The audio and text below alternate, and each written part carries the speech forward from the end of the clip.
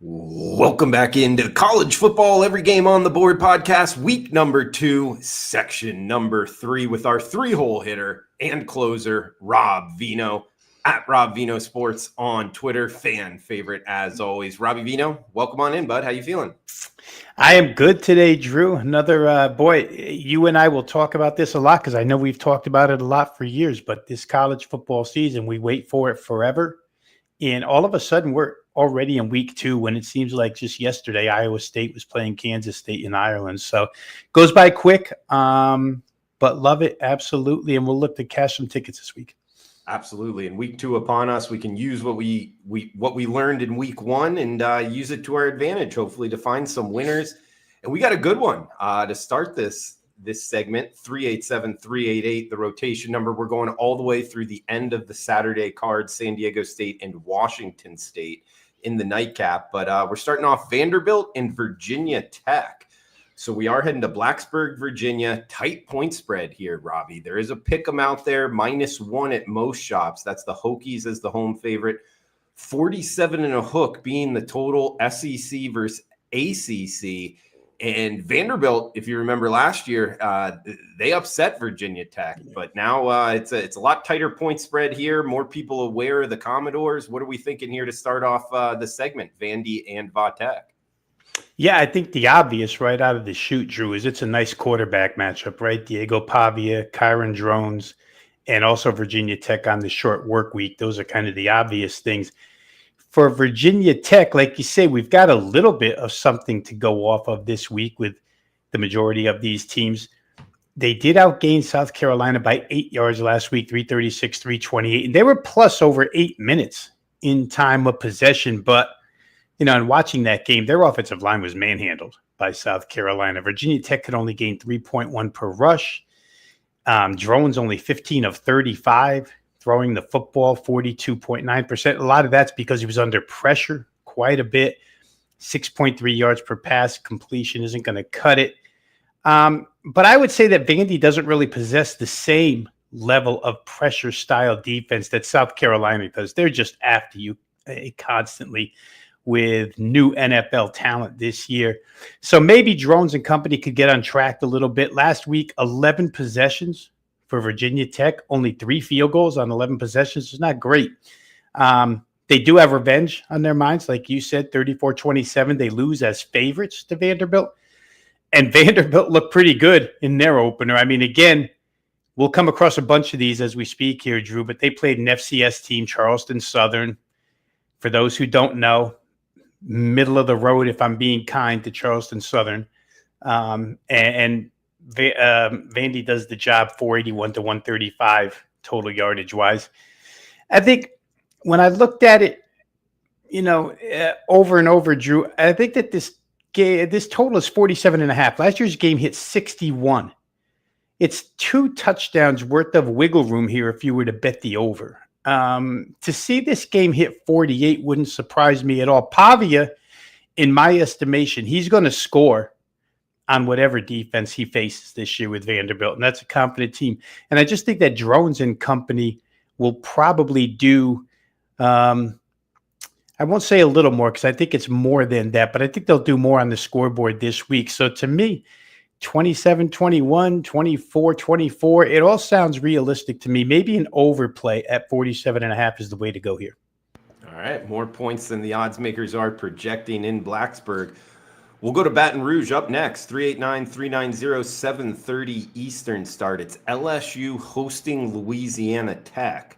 And the Bayou Bengals -37.5 at most shops, 51 being the total. So a big point spread here. Going to have to cover a number after that tough week 1 game against Clemson. A little bit of in-state rivalry, little brother, big brother feel. What are we thinking La Tech and LSU, Robbie?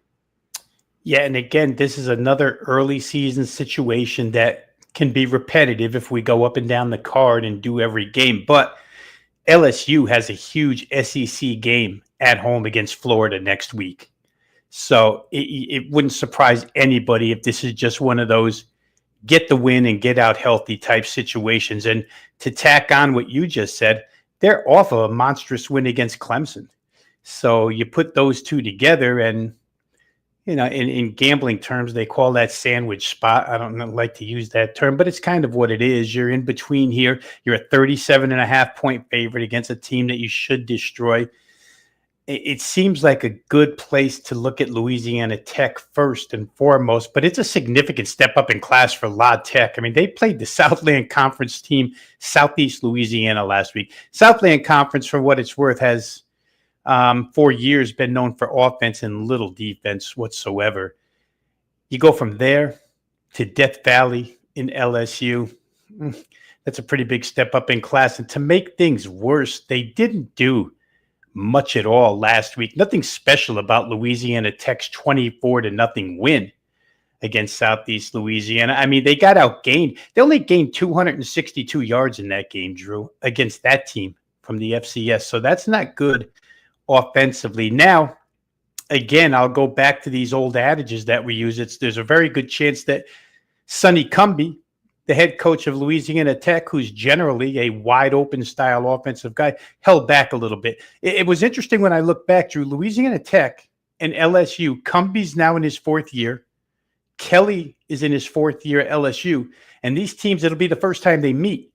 So for LSU, there's really nothing firsthand as far as knowledge is concerned of Louisiana Tech. And perhaps, Sonny Cumbie did say, I'm going to shorten my playbook here against this Southland Conference team and open it up next week against LSU. That's possible. I think in the end, the matchup is totally one-sided. I mean, if everything was equal here, you would play LSU. However, it's not. The situation calls for Louisiana Tech, and 37.5 is a lot of points. Trying to win by almost 6 touchdowns in a game where you're off a big win and you got a big game next week, I'm not so sure. I'm not even sure you would see LSU starters in the 4th quarter in this game. So for me, if I was going to play, it would probably be take the points or don't play at all. All right, Robbie, we got next one up, heading to East Lansing, Michigan, for Michigan State hosting Boston College, 7:30 Eastern start. We've seen a little money here on Michigan State. They're now -4.5 as the home favorite, 47 being the total. So BC going on the road here to East Lansing. What are we thinking, Boston College, Michigan State? I tell you, both of these teams, Drew, when I was doing some summertime work in preparation for college football season, I think both of them had a little bit of a check mark that I gave them as teams that I would look to play in specific spots as conference underdogs, because they're going to be underdog in a lot of their games once they get to the Big Ten and the ACC respectively. They both have that kind of makeup. I think in this game, a couple of things. For BC, the defensive line probably, even after looking at it last week, they're not the same without their defensive end, Ezaraku, who went in the first round of the NFL draft. I think he was ACC Player of the Year last year on defense for Boston College. Replacing those types of guys are not easy. And on the other side, you've got Jonathan Smith, 2nd year from Oregon State, a head coach that I think we both kind of like. First year didn't go so good. Brought his quarterback Aiden Childs with him last year. I think we were talking about him last week too. He's the guy who said bet the over in his first game ever with Michigan State, and the game went way under. But they've got a lot of people back, and they seem poised to make a move upward in the standings as well. So I like them both. I don't think Bill O'Brien, the head coach of Boston College, is ever going to be, or hardly ever going to be, outcoached. So I don't think Smith will outcoach him, but I certainly put Smith up there as a guy who can compete with him. And for what it's worth, O'Brien's offensive style is one that can usually control the tempo and keep his team involved. But they've got some breakaway threats on offense this year, Drew. I know Fordham is not a good FCS team, but BC racked up 66 points last week, and they didn't do it the old-fashioned way, running the football behind a mammoth offensive line. They threw for 458 yards. Just to put a little something in the heads of Michigan State here.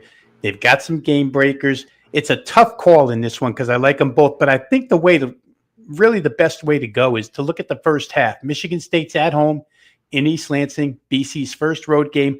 I think Michigan State first half -2 is probably a good look. You're just asking the home team to win by 3. In what, they played Western Michigan last week, but I think you could designate this their home opener because the first real home game that they've had against an against a Power 4 conference team. So I would try that. Michigan State at home, first half -2.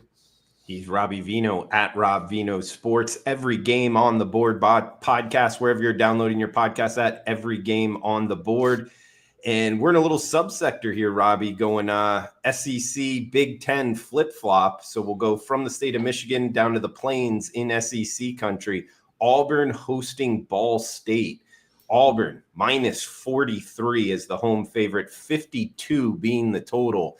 I don't remember Auburn favored by more than 40 points in the last half decade, Robbie. But after a good week 1 performance, people are starting to jump on the bandwagon here. What are we thinking of the War Eagles as huge favorites? Well, they certainly did make believers out of a lot of people, Drew. Now it's only 1 week. I think more than Auburn as a team making believers out of people, Jackson Arnold in particular had a nice game. He ran for a bunch in that contest. And it was interesting, Drew, because with Auburn, you're basically worried about the wide receivers, right? Cam Coleman and Eric Singleton Jr., the kid from Georgia Tech, are as good a duo as there is in the country. And they were pretty much taken out of that game. So what did Auburn do? They turned to their running game. The offensive line, I tell you what a job they did last week against Baylor, blowing them off the line of scrimmage and opening up holes. And again, having Jackson Arnold, his legs to help support that. So Auburn shows you they can be a balanced offense this year. I don't know. If Akron can take Coleman and Singleton Jr. out of this game, I'd be very surprised. And I would think that Auburn wants to get the passing game a lot of reps in this one, just to make sure that heading into the season, we're ready to go. They didn't get on track last week, probably get on track here. Again, it's one of those games where you hate to lay a lot of points, but Auburn has so many matchup mismatches in this game that it's hard not to think that they're going to win and win big. One way to go is maybe look at their team total and play it over. If you want to play them first half team total over because you're afraid that maybe they'll pull the starters in the fourth quarter, that's a way to go too. But I would find some way, shape, or form to go ahead and play Auburn in this game because this is a team, Drew, and I'm going to say this later on about, I think we have USC on the card. I'm looking here. Oh, maybe we don't. Yeah, we do. Yeah, we do. The same to me goes with USC, that these are two head coaches and two programs that I don't think are going to let off the gas pedal. They're looking to regain respectability here. And I just think Auburn is going to have their way in this one against Akron. Next one up, well, they're playing Ball State. Ball State at Auburn. So now we're talking Akron. Akron at Nebraska. And it's the Cornhuskers -34, 47 being the total. So an SEC team laying a big number to a Big Ten team laying a big number against the MAC conference, like in anything in Lincoln, Nebraska. Yeah, and I guess getting Akron and Ball State a little mixed up there is kind of, I don't know. It's not apples and oranges because they're basically the same thing. But Ball State, I think, is a worse defensive team. Yeah, maybe I shouldn't say that. We'll love them both when action comes, Drew. But for these games in week 2, it's very difficult to recommend either one in these two contests. I could be repetitive as far as mindset goes where Nebraska and Auburn are concerned, because I also think Nebraska is a team that's looking to regain respectability. And the only way you do that, it's not by going out and beating Ball State 23-13. It's by, making a little bit of noise. Raiola seems to have a real good grip of the offense right now. The question for me is Matt Rule is generally not a guy who runs up scores. I think you and I talked a little bit last week about that head coaching list where guys don't let off the pedal. Lincoln Riley did not let off it last weekend. Matt Rule is a guy that will be satisfied with a large win, but it doesn't have to be a 35-point win. Could be, but doesn't have to be. So I'm a little more lenient here with Nebraska, leery of laying big points with them. Total, as I look right now at the odds screen, looking at 47. if Akron can get 10, you probably win that bet right there. But it's a game where I don't have a real good feel side or total, so I would just lay off.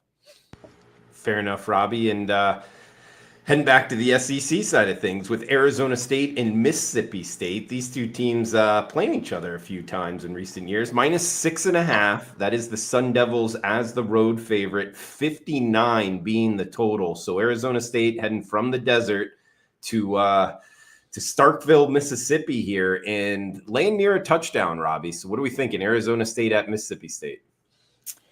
Well, for Arizona State, I mean, is another thing we've talked about quite a bit, Drew. There's no easy way to get to Starkville, right? That's a place where, if you haven't been there, tough to get into that place. And then the cowbells. And so it's a different atmosphere. However, and Jeff Lebby's trying in his second year to upgrade his team. Now, again, they struggled last week. I think it was 13-10 at halftime against Southern Miss, and then they broke it open in the end, 34-13, but it wasn't convincing, really. Where Arizona State, Sam Levitt to Jordan Tyson, this just seems like a machine that's going to work all season long. Lebby, he comes from that Art Briles power spread type scheme. They open it up. They want to run first, but they do have all the wide outs. So it's an interesting concept. And I just wonder if ASU defends it well enough to keep this game under the total. It's a rather large number, 59. When you get up that high, Drew, and you have the next key number is 61. So you have to get 34-27, something like that in order to climb over this mountain of a total. But I don't see Arizona State being stopped in this game. And I really think Jeff Lebby's offense at home will do a pretty good job. Again, last week was a struggle, but we just don't know how much of the playbook was wide open in that game against Southern Miss. So, and I'll say one more thing.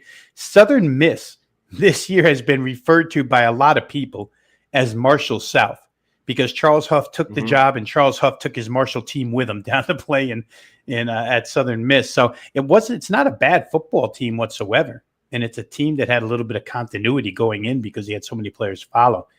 But I would say this one gets over 59 here, Arizona State, Mississippi State. And Robbie, talking the total and to the over, I don't disagree with you in the matchup. But are you taking anything away from week one in the totals hitting so many to the under and bringing that forward? Or do you think that was kind of a blip in the radar? No, it's not a blip in the radar. This is just my personal opinion that I don't think it's a blip in the radar. And again, if I'm going to go back and rehash, which we all do as handicappers, we keep our plays, we keep our results, we go back, we see what we did right and what we did wrong. And as an over player, I kind of kick myself for the plays that I made last week because these teams have no preseason. The continuity on offense, I saw it all over the place in games last week, Drew, where offenses would just mess up drives. I never saw so many drives screwed up. Like between the 20s, okay, but then to get picked off when you're down deep. Kyron Jones did it against South Carolina, or to get a holding penalty when you're down. All this stuff that can occur when you haven't been in a game situation so far did occur, and it kept a lot of games under. As we move into it a little bit, I think these games will reverse and go back to overs, but I get a little mad at myself for playing overs the way I did in week one. I should know better. And I think that's, the no preseason and the no actual game competition prior to last week, I think is a big reason why a lot of games, it was like over 60%, wasn't it, that stayed under the number last week? Yeah. Crazy. Yeah, for sure, Robbie. I just wanted to get your thoughts on it, man. So, because I know the totals market very well. But next game up, we got 399-400. Few games left here for the final segment, Every Game on the Board podcast. 7:30 Eastern primetime game. One of the biggest matchups on the card, arguably the biggest. Michigan and Oklahoma. College game day will be there. Trey Young, the guest picker. And we are seeing the Sooners -5 at most shops. There's a -4 and a hook out there. 45 being the total. Big Ten SEC, Michigan at Oklahoma. What are we thinking in Norman, Robbie? Well, I think we're going to find out a lot about Bryce Underwood, right? He's getting paid an awful lot of money to play quarterback at Michigan, and it's his first real road game. Norman, that community, that football program, those players, that head coach, everybody believes, and I'm in this camp too. I believe that this is going to be a big year for Oklahoma. John Mateer, one of the main reasons why. For those who followed him at Washington State, you know the reasons why I would like him, and a lot of other folks like him at quarterback, Jaden at running back. You get a couple of Pac-12 guys that end up here. Last year, Brett Venables brought that defense along really well, but the offense was horrendous. They couldn't find a quarterback. And this year, especially after week one, they only scored 35, but if you read between the lines and if you looked at the game, you see that they moved it pretty much at will. And Mateer, I think he threw for 372 or something crazy like that. It's going to be a big deal. It's a tough matchup for the Michigan defense, which is elite. But I think it's a tougher matchup for Bryce Underwood here to walk into this scenario and expect him to perform at a level that he probably will get to at some point in his career. But for me, Drew, I was hoping for a lower number. Who wants to lay 5.5 really with Oklahoma, which hasn't been, they haven't proven themselves yet. But I wouldn't want to take Michigan. I don't know that they can just hand the ball off and be successful. If you're Oklahoma, obviously you're Brett Venables. You throw 8 men in the box and say, Bryce Underwood, can you beat me through the air? I'm not sure that he can. If I had to play, it would be the Oklahoma side. I think it's probably the right side. And the money has gone that way a little bit. Maybe you said that earlier, but it's been bumped from 4.5 to 5.5, which is somewhat significant. Next one up, we'll go from Norman, Oklahoma to Southern California, like some coaches have done in recent past. Georgia Southern and USC, 4:30 local time start. It is the Trojans, minus 28.5 or minus 29, 61 being the total. Robbie, some interesting things here. You talked about the Trojans maybe running up the score. They're going to have to win by more than 4 touchdowns here against Georgia Southern. Statesboro to Los Angeles would be a tough trip. However, uniquely, Georgia Southern already was on the West Coast last week. They're staying on the West Coast. That happens in the NFL. It rarely happens in college football. Not sure it's going to matter, though. It's usually a bet on in that second one in the NFL. I'm not sure it translates here with Georgia Southern. Of course, catching 4 touchdowns helps, but I'll throw it over to you. What do you think, Georgia Southern and USC? Well, I think the further the interest here, it's Clay Helton coming back to USC. Clay Helton, the head coach of Georgia Southern, right? Yeah. And Clay Helton brings his air raid style against Lincoln Riley's air raid style. And one of the things that kind of was head scratching to me, just following the numbers this week, is the fact that this total got bet down from 64 to 62. Makes little sense to me. There's going to be a zillion possessions in this game. USC is so capable of breaking off big plays against Georgia Southern, and Georgia Southern's pass offense, not that it's going to rack up 35 points or anything, but they're certainly capable of 20 to 23, which to me would send this thing over the total, because I think USC's ticketed for 40 plus in this matchup. Again, not only what we said earlier about Lincoln Riley being one of those guys who doesn't let off the gas. They only know one way to play. So does Georgia Southern, for that matter, Drew. I mean, 2 minutes left in the game. If Georgia Southern has the ball, it's not like they're going to hand it off and say, let's go home. They're going to throw the football and see if they can score again, no matter what they're down by. So I think got a lot of advantages here with this total. 62, again, if you bet a lot of totals, you realize that's kind of a key number. 63, not as much, although there are potential 42, 21s, 35, 28s. But I think this makes it to the mid-60s, Drew. USC, one more time, for those who weren't with us last week, the biggest thing Lincoln Riley worried about in the offseason was rotational depth on the offensive defensive line. Said when he got to the Big Ten and got into a Big Ten season last year, did not realize how much bigger, how much deeper other teams were than he was, and that needed to be corrected. It looked good in week 1. It'll probably look good here again in week 2, but I think this game gets up and over 62 points. All right, we'll head to Tuscaloosa, Alabama up next, 7:45 Eastern kick. UL Monroe, the Warhawks at the Alabama Crimson Tide. Alabama off the loss, laying minus 35 here, Robbie. So going to have to win by more than 5 touchdowns, 50 and a hook being the total. UL Monroe at Alabama. Yeah, I'm just looking here, Drew, real quick to see the current number for the first half, because if any team on their home field needs to get out of the gates quickly before they get booed and have stuff thrown at them, it's Alabama. You better come out of the chute and score, a couple touchdowns on your first 3 drives or something like that, Ty Simpson and company, because Kalen DeBoer is a good coach, but their patience is running thin with this guy right now. Ryan Grubb's offense, I don't know that it was the problem last week, but the defense certainly was a problem for Alabama. Now, will it be tested, by UL Monroe the way that Thomas Castellanos in Florida State tested them? Probably not. So they can look a little bit better here. The first half number in this game opened 20.5, went to 21.5 now. So if you're Auburn, you've got to be ahead by 23 points, because not many times you're going to be ahead by 22 to cover. So let's say 23 or 24. It's possible, but I don't know that I can depend on Alabama at this point in time. You would think with Ryan Grubb back as the offensive coordinator, at some point this offense is going to look like what Washington's looked like when they went to the national championship game. But it didn't look like that the first week, Drew, and it's kind of hard to trust a team to lay this many points. Again, situationally, I like Alabama because I think they need it, and I think they have the talent to get it done.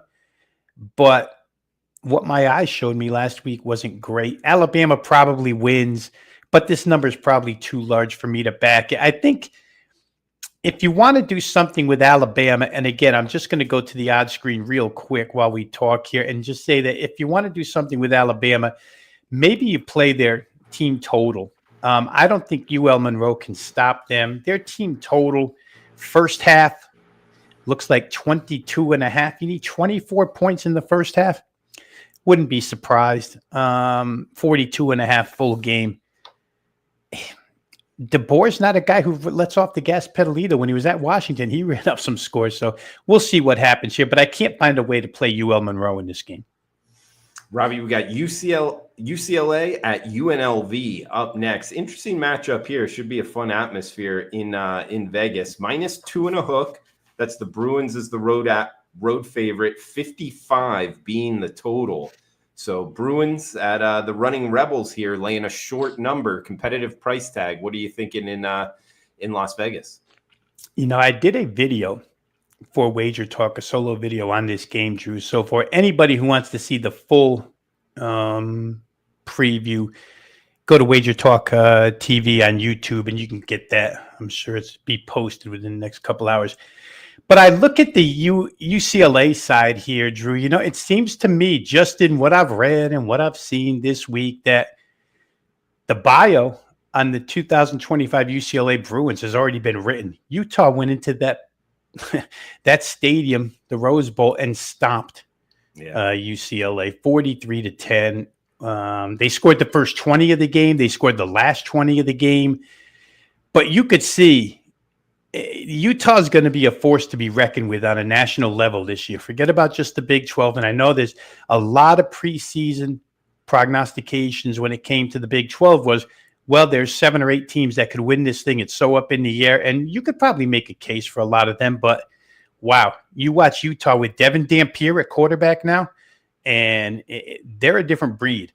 They definitely outclassed UCLA in the trenches. Offensive line for Utah. And, you got to let it be known, Drew, that this is probably, I don't want to, exaggerate too much here, so I'll keep it kind of tame, but it's a top 12 offensive line in the country. Utah. There's potentially 2 first-round draft picks on this offensive line, and when you watch them open up holes last week for their running backs, it was crazy. Dampier, 21 of 26 in that game, threw real well.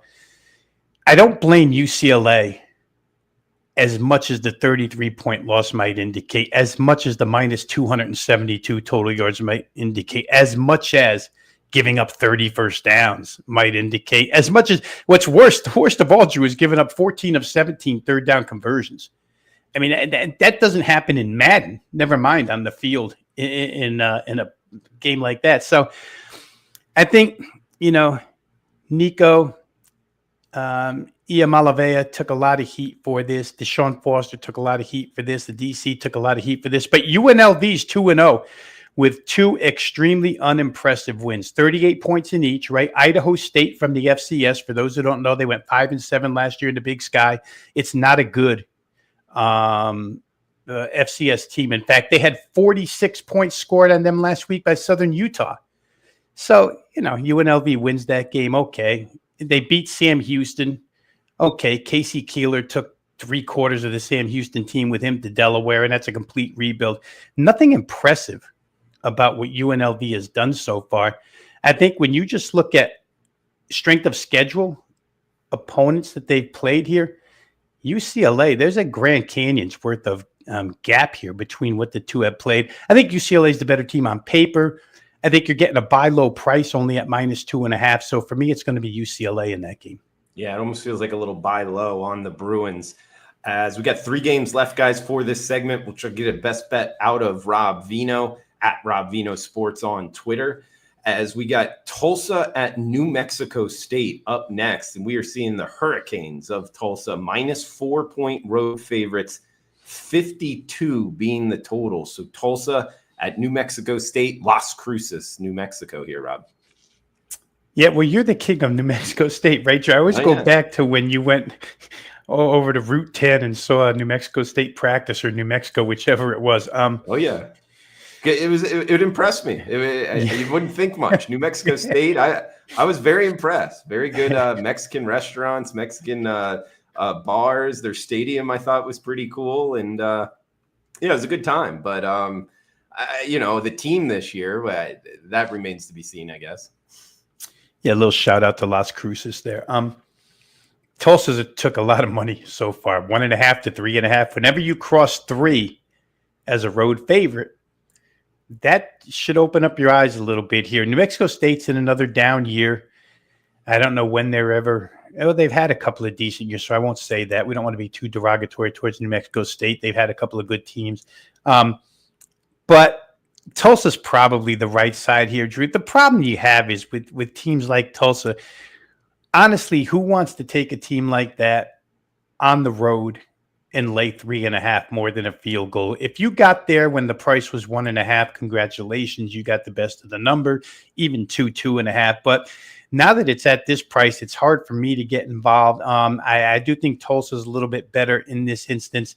New Mexico's still got a little bit of cohesiveness trouble. So I think I think this is a game where your opportunity is come and gone, so to speak. So it's hard to recommend anything in that contest. Robbie, next one up, we got a Big 12 conference hosting the ACC conference with Stanford from the ACC traveling a little bit east here. It's an interesting one with the realignment, but either way, it's BYU, the Cougars, minus 20 and a hook as the home favorite, 46 being the total in Provo, Utah.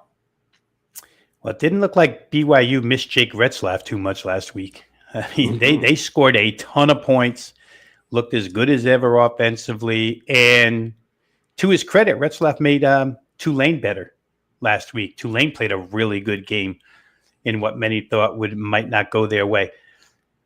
But I think the thing we really learned is how bad Stanford is. I mean, Stanford struggled mightily with Hawaii. And Hawaii last week was simply destroyed on the field. I know that, Micah Alahado got hurt and they had to go to a backup quarterback, but Hawaii was never in that game. And how Stanford couldn't come up with at least a 1-point win against that team, even though it was on the island, a little bit beyond me. This is a complete and total mismatch, I would think. BYU, I don't know that they're looking ahead or past this game. I think Stanford still comes with a name brand, so you get all fired up for it. And off of what I saw to BYU's offense last week, again, their they're probably as good. I mean, Jake Retzlaff was really, really good last year, but they looked really good last week.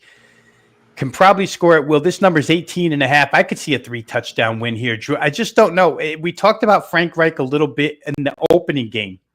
No playbook on him. Hawaii didn't know what to expect. But they came out and they did absolutely nothing. And now there is some game film on Stanford that BYU can look at. I think they probably overwhelmed Stanford and cover that game fairly easily. All right, guys, one game left here for this segment. Rob Vino at Rob Vino Sports on Twitter. You can check him out, wagertalk.com. Robbie, we got a nightcap. Actually, there's a Hawaii home game, so that one's at midnight. But for the regular Degenerate special, San Diego State and Washington State, we are seeing the Cougars -1, -1.5 as the home favorite, 45 being the total. So a West Coast matchup here.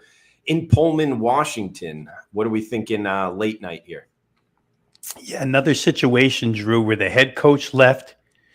A lot of players went. Jake Dicker obviously left Washington State, and a ton of personnel upheaval for that team. And it showed last week. I think Washington State is, 4 or 5 games away from being, I'm not even going to say where they want to be, but at least being somewhat competitive here. I think San Diego State money that's come in was correct money. And at this point, I wouldn't even take the 1.5. I would just play San Diego State money line. They're in a lot better shape than Washington State is right now. Washington State's still trying to figure a lot of things out.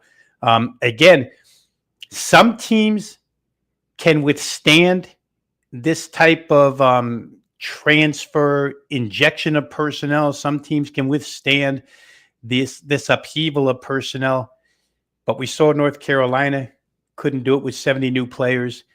And on the other end of that, Washington State can't do it losing as many as they did. So I think they're a couple of weeks, they're a few weeks away, Drew, before I could ever recommend Washington State. From now, or at least starting now, they're a fade in my book. So San Diego State looks like a pretty solid play. All right, looking towards the Aztecs, late night in the Pacific Northwest. Robbie, do you have a best bet for the segment? Yeah, I really like the UCLA game, Drew. -2.5. It's under a field goal. I really think that people's opinions or public opinion has been shaped off of what we saw last week, but I don't think it's any you can't gain any disrespect for getting trashed by Utah. Utah's going to do that to a lot of people this year, a lot of teams this year. So for me, UNLV has been non-impressive. Let's not forget that Dan Mullen is rebuilding there as well.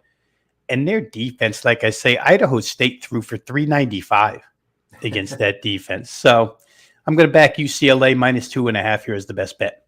Looks like a good spot for the Bruins to bounce back. Rob Vino, best bet, UCLA -2.5. Robbie, great stuff as always, man. Anything else you want to throw out there before we shut it down? Yeah, we always like to salute the audience here at the end of the show, Drew. We love those that have stuck with us over the years. We love the newcomers to the program that are maybe seeing it, hearing it for the first time, seeing it for the first time. Hopefully you stick with us. We're just here trying to give you a little bit of knowledge that maybe you didn't know before you tuned in, and hopefully we lead you to the right window, which is the one that cashes your tickets. So kudos to the audience, and we'll look to have a big week number 2 here in college football. Absolutely. Rob Vino at Rob Vino Sports. Guys, that's going to do it for the week 2 card. We'll be back up for week 3 next week. Come back and join us. Every Game on the Board podcast. For Rob Vino, I'm Drew Martin. Check it out. Cash those tickets. Enjoy your weekend. Thanks for tuning in.